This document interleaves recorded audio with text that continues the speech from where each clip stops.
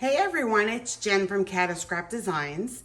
I thought I would take you on my journey today of an experiment I'm going to do. Last night I actually did one on fabric, echo dyeing fabric, and it came out awesome, and I will show that later.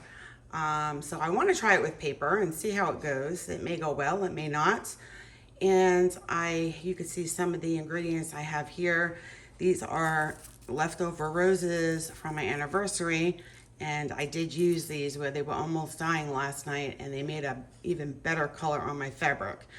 I'm using some metals as well, some leaves, different colored leaves, and we're gonna see what happens. So I have my pot right here. It's boiling up right now. I put a couple of tea bags in there. I think I might put a little bit more water in there. It looks like it evaporated a little bit. I'm gonna boil that up.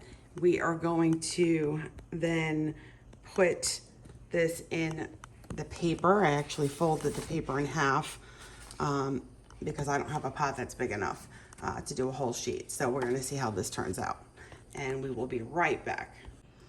Okay, so we're back, and I am going to start doing a little bit. What I'm gonna do is just put them in there, fold it down, place them differently, I guess, and we're just gonna really see what happens.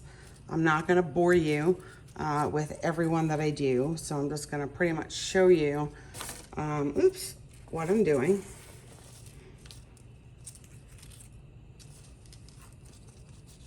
And then we're gonna come back to this when I am ready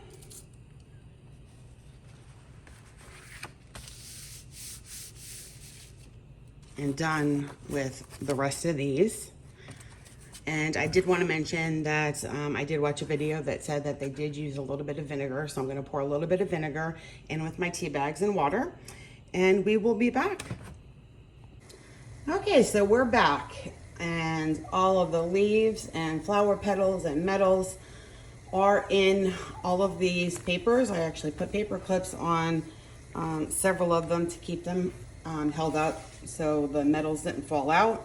Wrapped it in twine, hoping to get some nice lines on a couple of those papers as well.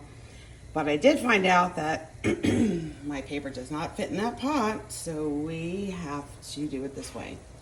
So I'm gonna go ahead, and it's boiling, and I'm gonna put the papers in there now. And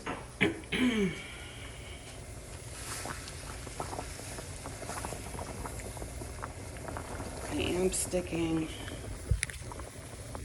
a brick on top of these to keep it held down. I'm going to go ahead and pour a little more water to the top because it's going to evaporate.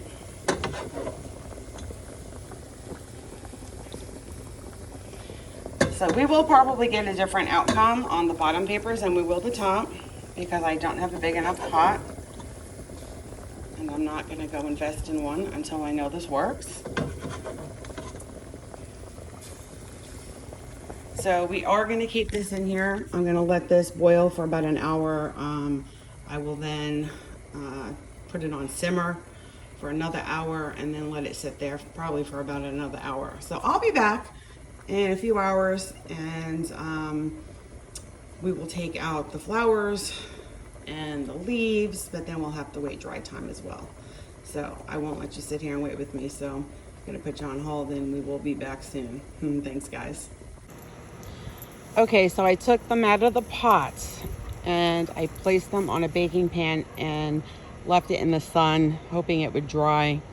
I guess because it's quite a few pages, pretty heavy, thick. I think I used 80-pound paper, but still, different colors, different everything. I want to open it and I know I'm not supposed to. Can you see that? I have to do this just because. I should have left it. I know when it dries, it leaves more of the indentation and the color.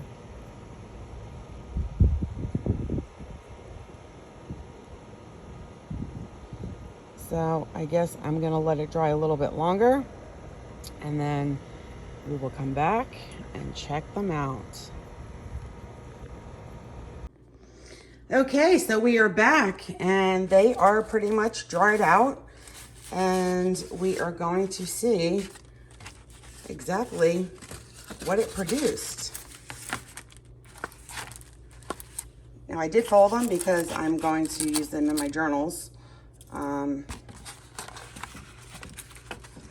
Now I'm not sure if I should have taken this off, I guess, while it was still wet or not.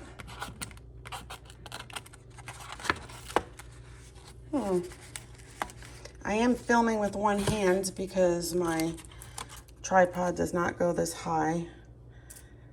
But you do see some indentation. So let me take some of these off and we will come back and just look at the finished product. Okay, so we're back, and this is the result of the echo dyeing. So I think we've learned, or I've learned, what to do and not to do. The leaves actually came off pretty good. They just fell right off. The rose petals did not. So I did scrape some of them off, but some of them are just really in there and they're not going anywhere. So these are just some of the examples of the patterns. I still think they came out pretty.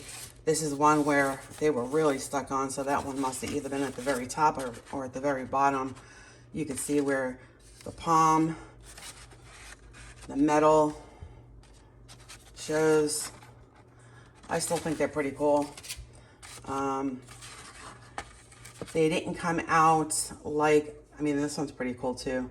The fabric I did with the rose petals, the color, the pink that came out was really gorgeous. This one's a lot darker. This one I think was, I don't know if it was on the top or bottom, but this one was on the top. See the paperclip mark? The grunginess of that. That'll go in a grungy journal. That's awesome.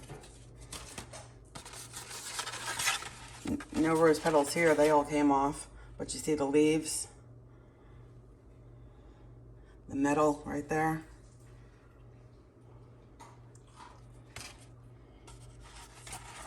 Same thing here. So you get a pretty good effect. I did fold mine. There's another paperclip mark. I think that's pretty cool. This is 8.5 by 11, pretty thick cardstock. But the fabric, like I said, the rose petals. So if you're gonna do this, I would take the rose petals out while they're wet. I would leave the leaves in till they dry.